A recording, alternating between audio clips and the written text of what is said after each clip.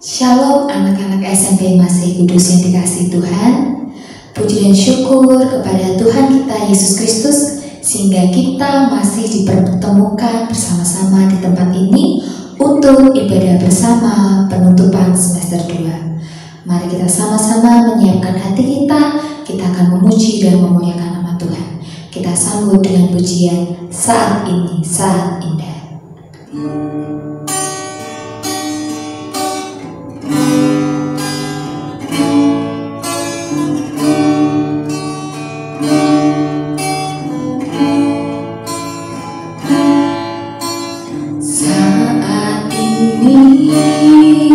Saat indah ku memuji dan menyembah hadirat-Mu. Ku rasakan saat ku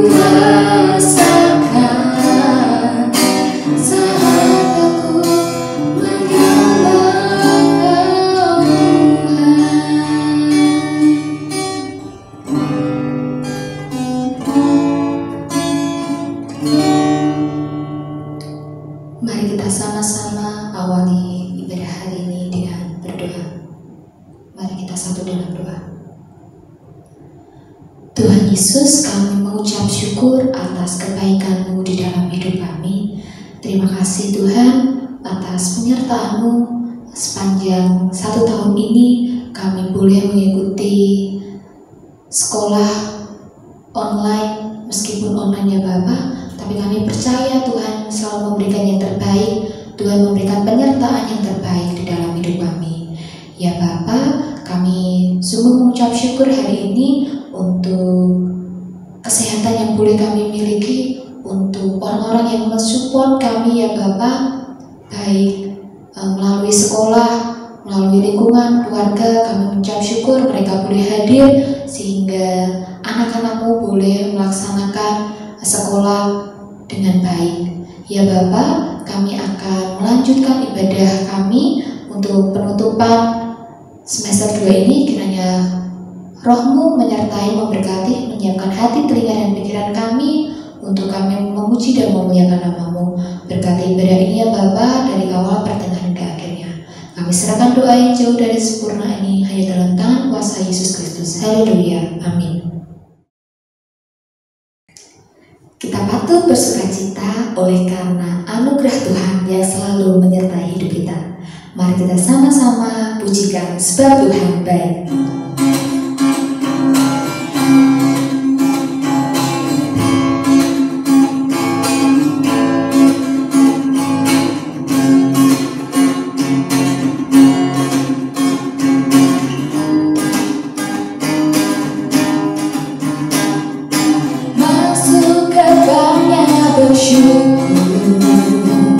Dengan penuh pujian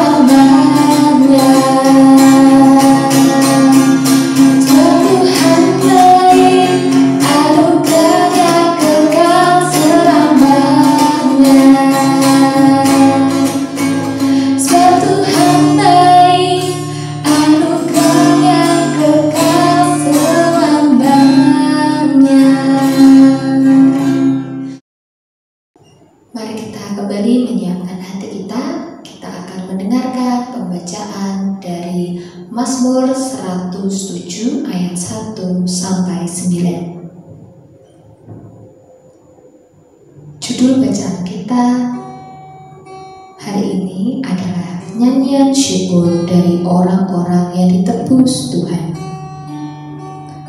Bersyukurlah kepada Tuhan sebab Ia baik, bahwasanya untuk selama-lamanya kasih setianya. Biarlah itu dikatakan orang-orang yang ditebus Tuhan, yang ditebusnya dari kuasa yang menyesakan, yang dikumpulkannya dari negeri-negeri, dari timur dan dari barat, dari utara dan dari selatan. Ada orang-orang yang mengembara di padang belantara, jalan ke kota tempat kediaman orang tidak mereka temukan. Mereka lapar dan haus, jiwa mereka lemah lesu di dalam diri mereka. Maka berseru-serulah mereka kepada Tuhan dalam kesesakan mereka, dan dilepaskannya mereka dari kecemasan mereka. Dibawanya mereka menempuh jalan yang lurus, sehingga sampai ke kota tempat kediaman orang. Biarlah mereka bersyukur kepada Tuhan karena kasih setianya, karena perbuatan-perbuatannya yang ajaib terhadap anak-anak manusia. Sebab dipuaskannya jiwa yang dahaga, dan jiwa yang lapar dikenyangkannya dengan kebaikan. Amin.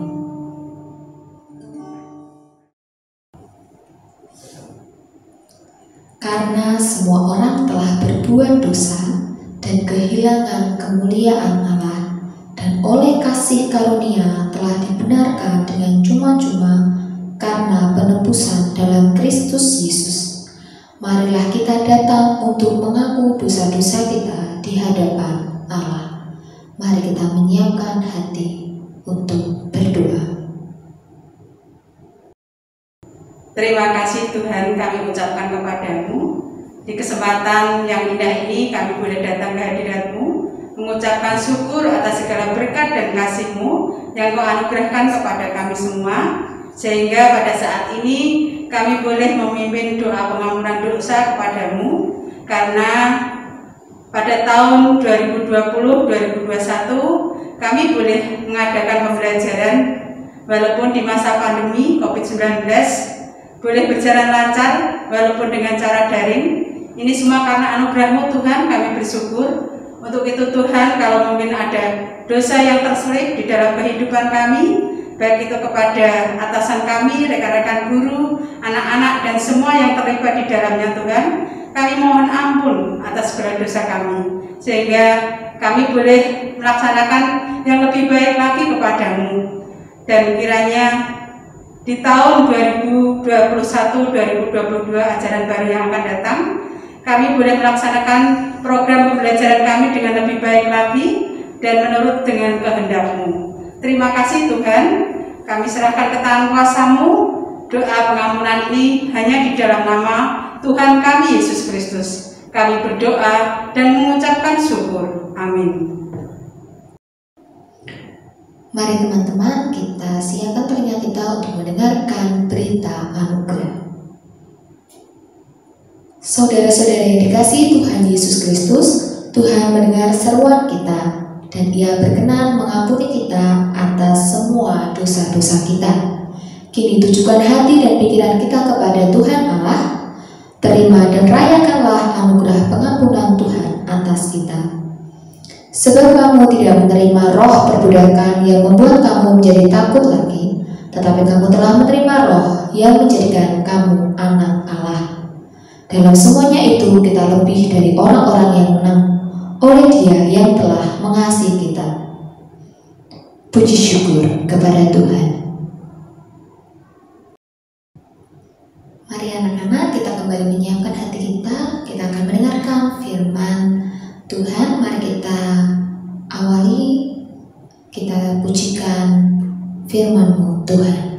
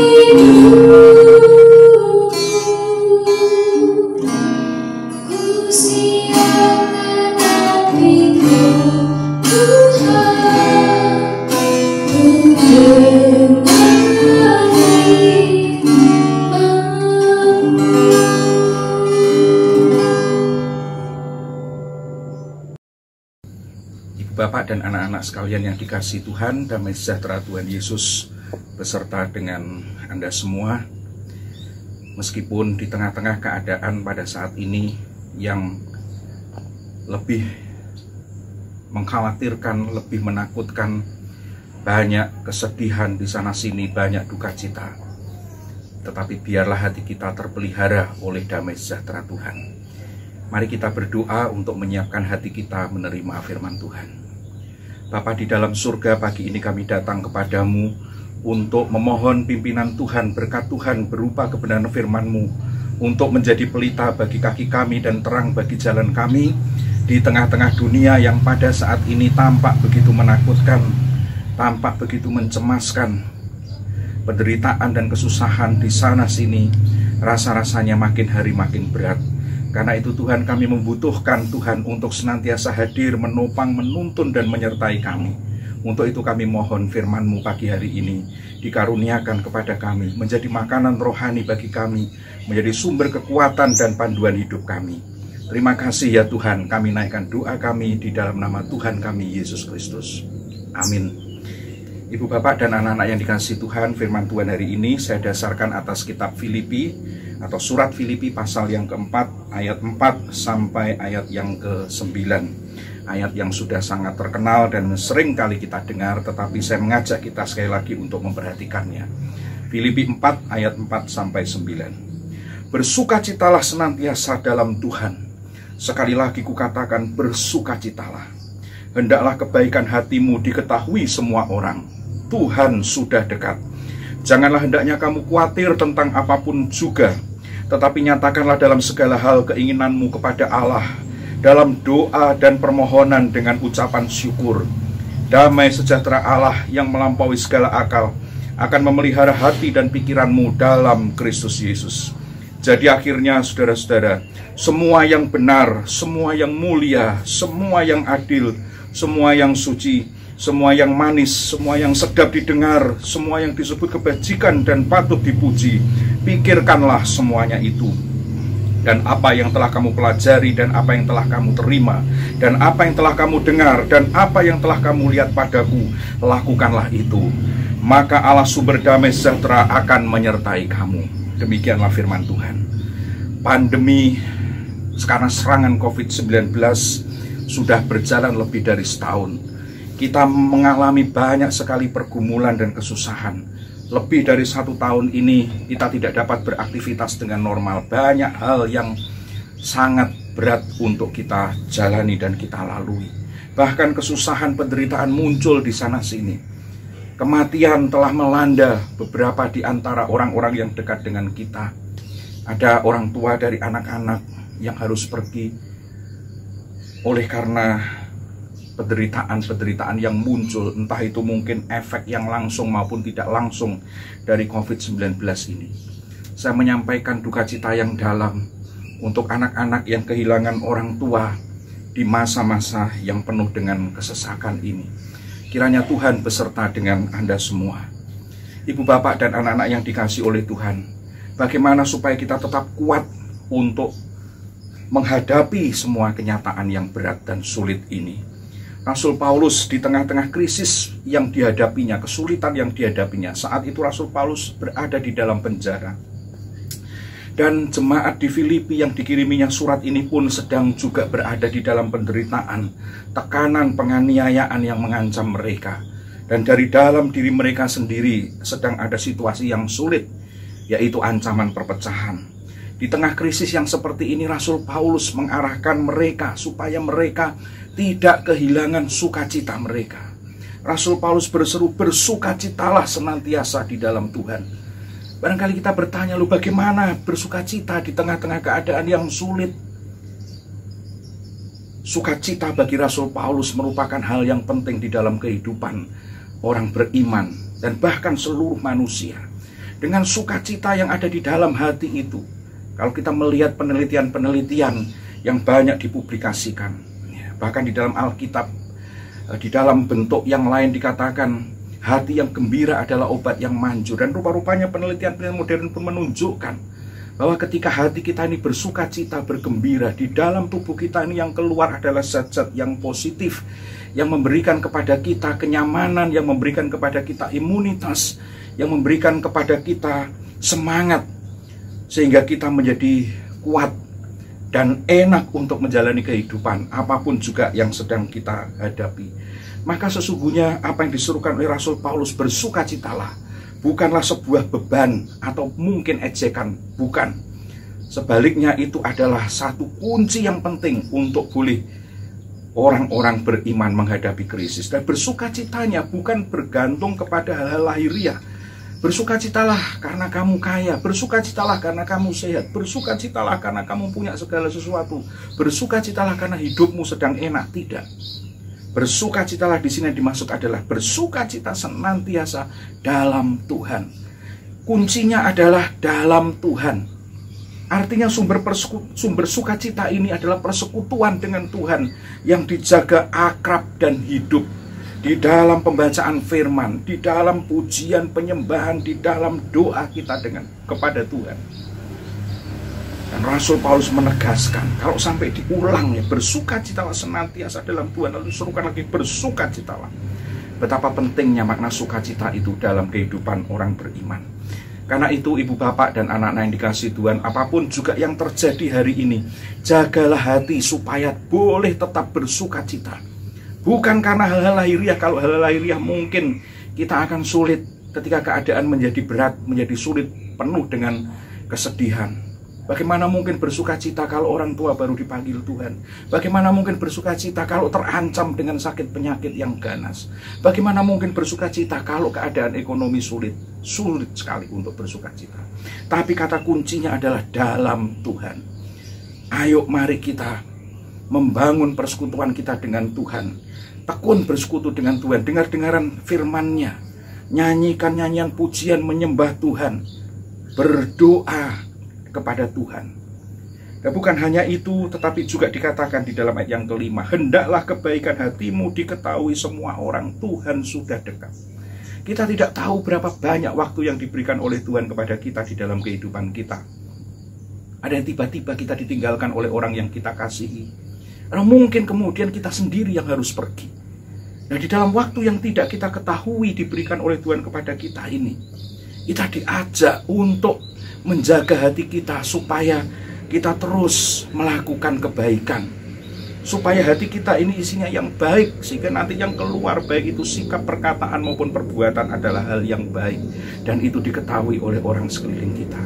Waktu-waktu ini di tengah-tengah pandemi kita mesti banyak di rumah, berkumpul dengan orang-orang di dalam rumah kita, orang tua kita, saudara kita, kakak adik kita. Banyak berkumpul, biasanya juga kita menjadi bosan, menjadi jenuh. Lalu kemudian timbul konflik-konflik atau pertengkaran-pertengkaran tidak menyenangkan. Tetapi firman Tuhan katakan ini berbahaya kalau kayak begini. Dalam situasi yang seperti itu justru kita ayo, hati kita mesti bersuka cita, hati kita mesti baik, tunjukkan kebaikan kita kepada orang-orang yang dekat dengan kita di sekeliling kita. Jangan diisi dengan pertengkaran, jangan diisi dengan percekcokan, isilah dengan kehangatan, dengan kebaikan, supaya kita tidak menjadi orang-orang yang menyesal. Nah, lalu kemudian berikutnya, bagaimana? Yang namanya kekhawatiran kan tentu hadir.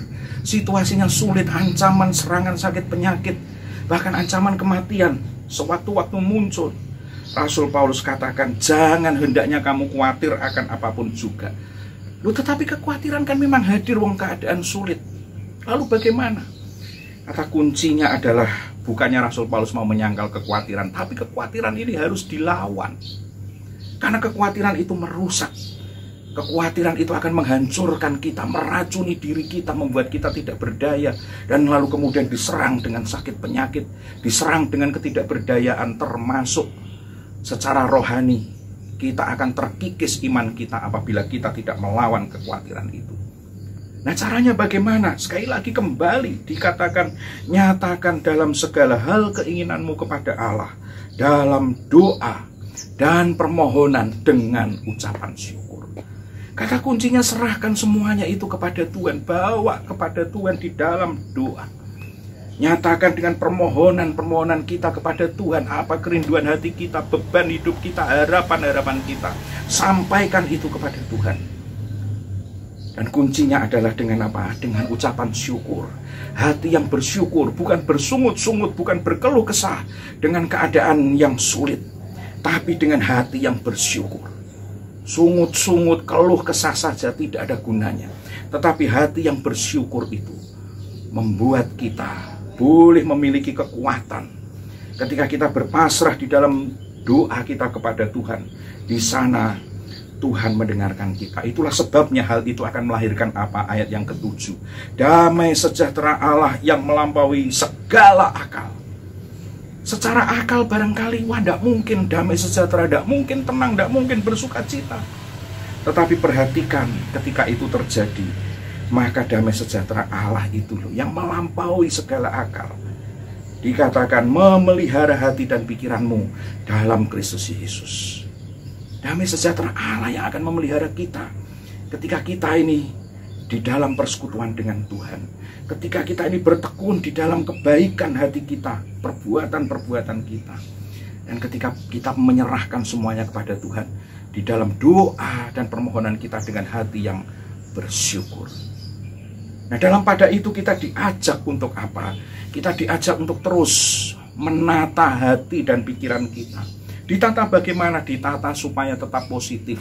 Walaupun kenyataan sekeliling kita ini negatif, Tuhan ajar kita melalui Rasul Paulus supaya pikiran kita terjaga tetap positif. Apa itu?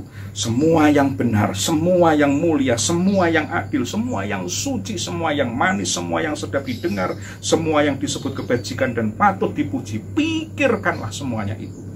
Jangan yang jelek-jelek, jangan yang kotor-kotor, jangan yang najis, jangan yang membuat tercekam ketakutan.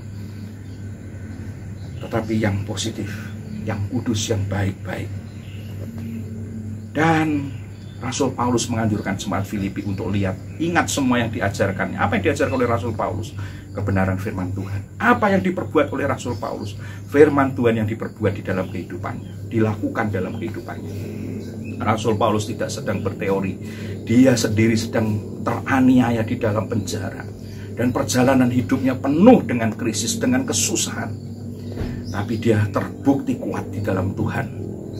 Dan Rasul Paulus mengatakan, apa yang kamu pelajari, apa yang telah kamu terima, apa yang telah kamu dengar, dan yang kamu lihat padaku, lakukanlah itu. Itu tadi yang sudah diungkapkan oleh Rasul Paulus, itulah yang sudah diajarkan dan dilakukannya. Maka Rasul Paulus mengulang lagi, maka Allah sumber damai sejahtera akan menyertai kamu.